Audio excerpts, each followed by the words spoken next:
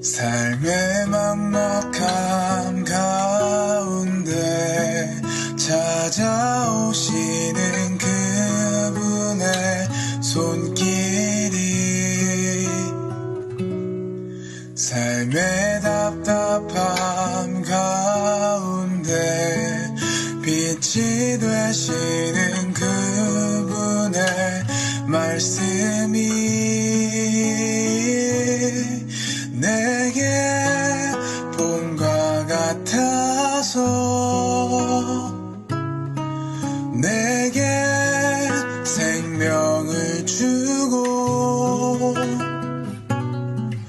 내게 신선한 바람 불어 새로운 소망을 갖게 하네.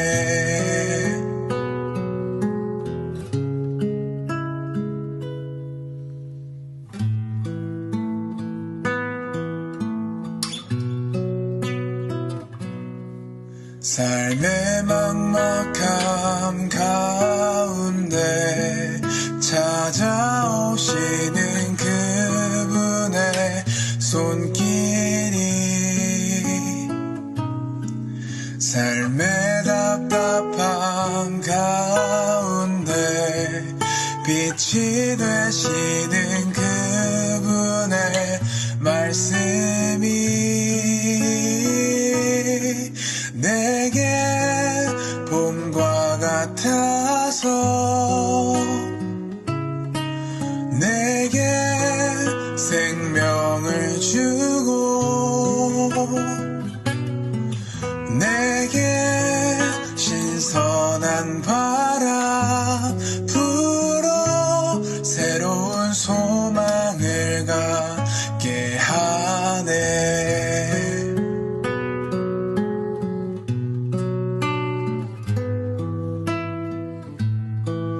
아직 추운 겨울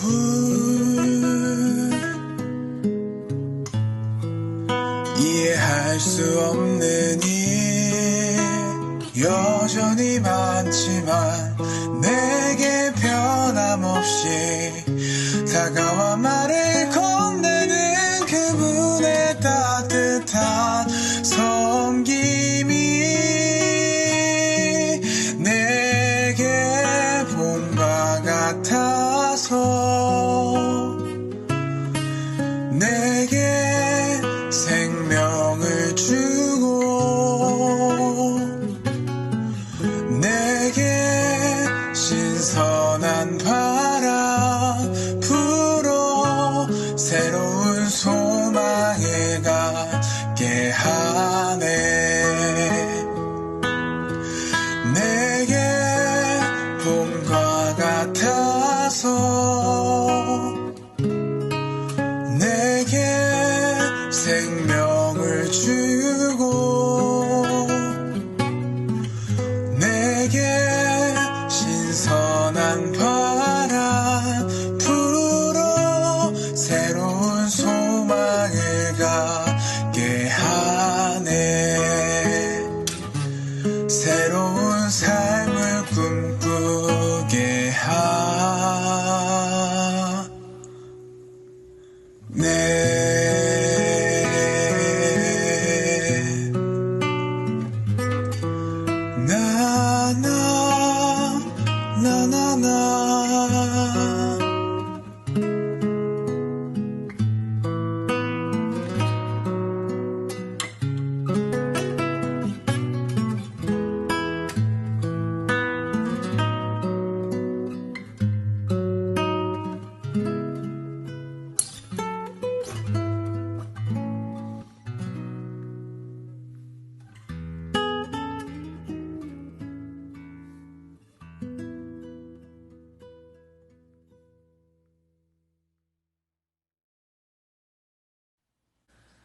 나 바울과 실로아노와 디모데는 데살로니가 교회, 곧 하나님 아버지와 주 예수 그리스도께서 모아주신 그리스도인들에게 문안합니다.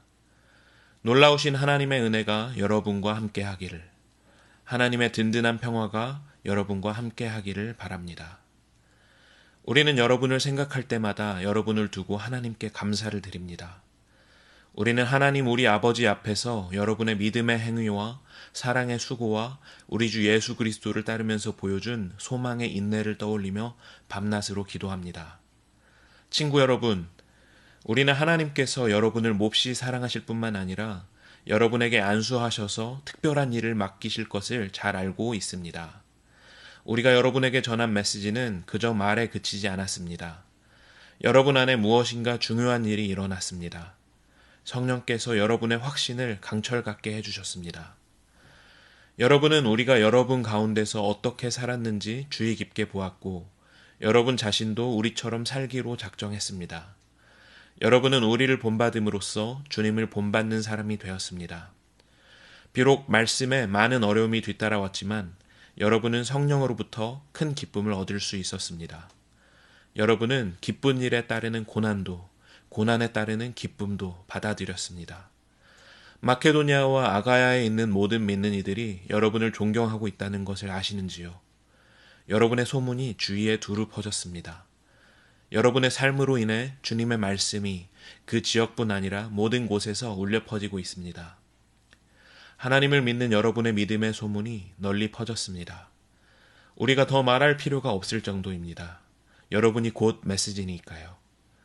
사람들이 우리에게 다가와서 이야기해 주더군요. 여러분이 두 팔을 벌려 우리를 맞아준 것과 여러분이 지난날 섬기던 죽은 우상들을 버리고 참 하나님을 받아들여 섬기게 된 이야기를 말입니다. 하나님께서 죽은 자들 가운데서 살리신 그분의 아들, 장차 닥쳐올 멸망에서 우리를 건져주신 예수께서 오시기를 간절히 기다리는 여러분의 모습을 보고 그들은 놀라워했습니다.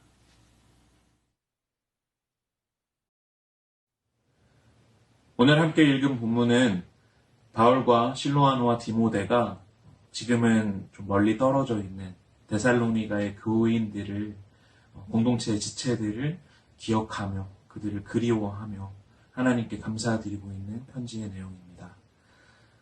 그들은 지금 아주 멀리 떨어져 있지만 데살로니가 교인들이 현재 보여주고 있는 세 가지의 모습들을 통해서 하나님께 매우 기뻐하고 감사하고 있다고 말하고 있습니다. 첫째는 믿음의 일, 둘째는 사랑의 수고, 세 번째는 주 예수 그리스도에 대한 소망의 인내라고 바울은 기록하고 있습니다. 그리고 이 세 가지 열매를 통하여서 바울은 데살로니가 교인들을 매우 칭찬하고 또 감격해하며 기뻐하고 있습니다. 내가 당신들에게, 내가 여러분에게 전했던 복음이 그냥 말로만 그친 것이 아니라 이제는 여러분들이 삶을 통하여서 매일매일 이 복음을 살아내고 이제는 마치 예수님처럼 복음의 화신이 되어서 복음 자체로 살아가고 있는 것처럼 보이니 참 감사하고 기뻐하며 놀라고 있다고 전하고 있는 것입니다. 이렇게 매일 복음을 우리의 몸과 마음으로 살아내는 사람들은 환난 가운데 성령의 기쁨을 맛볼 수 있다고 바울은 또 기록하고 있습니다.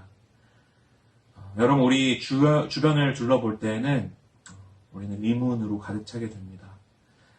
우리에게 너무나도 만연한 이 인간 중심의 사고방식, 인간 중심의 이 신앙들은 우리 자꾸 끊임없이 이 신앙에 대해서 또 이 성경 이야기에 대해서 의심하게 합니다.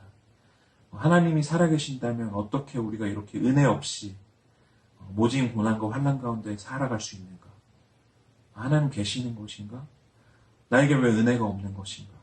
그분의 기적은 왜 나를 통하여서 일어나지 않는 것인가? 이러한 질문들로 우리는 점점 냉소적으로 변하게 되는 것이죠.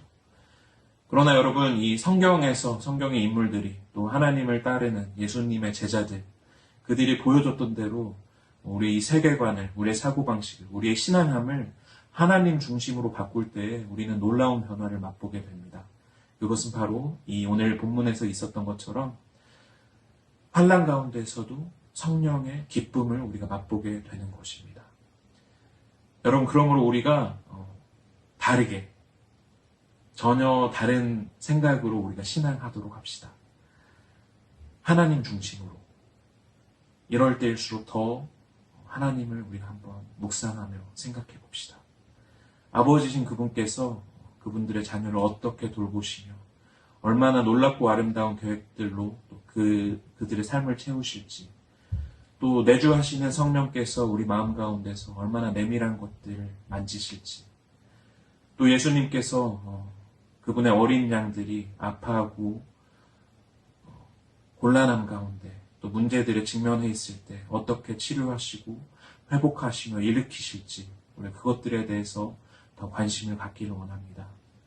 우리 요한계시록에서 마지막에 요한이 고백했던 것처럼 우리 하나님께서 찬송과 영광과 지혜와 감사와 존귀와 능력과 힘을 세세토록 받으시기에 합당하신 분이심을 바로 지금 이때에 더욱더 담대하게 선포합시다. 하나님을 예배합시다. 하나님 중심으로 살아갑시다. 복음이 그저 말로만 우리 주변을 떠도는 것으로 그치지 않게 합시다. 우리가 그 복음을 살아냅시다.